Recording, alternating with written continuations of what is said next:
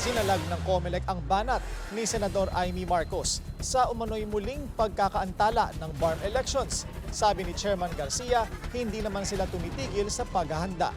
Nagbabalik si Hannah T. Pinabulaanan ni COMELEC Chairman George Garcia ang di umano'y pagkaantala ulit ng Bangsamoro parliamentary elections. Yan ay matapos ang pahayag ni Senadora Amy Marcos na mukhang hindi na naman ito matutuloy sa October 13. Pagkat ang inyong COMELEC at all cost naghahanda kami at in fact halos nandun kami sa rurok ng paghahanda natin para sa ating pong Bangsamoro parliamentary election.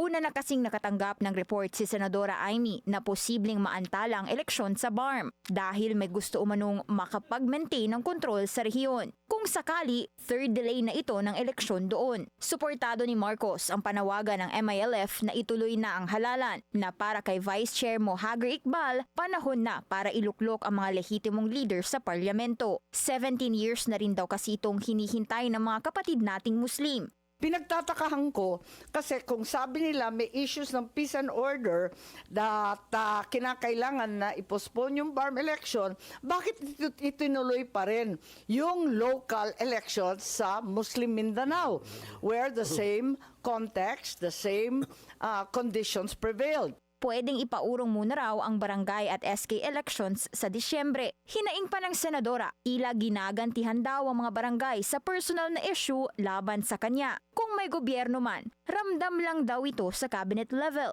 hindi sa barangay.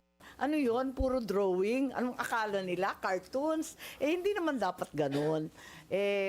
Palawakin natin ang kapangyarihan ng barangay, ang kanilang termino.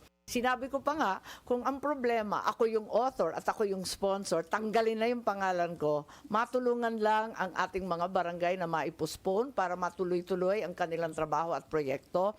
At higit sa lahat, ituloy na yung BARM election sa wakas.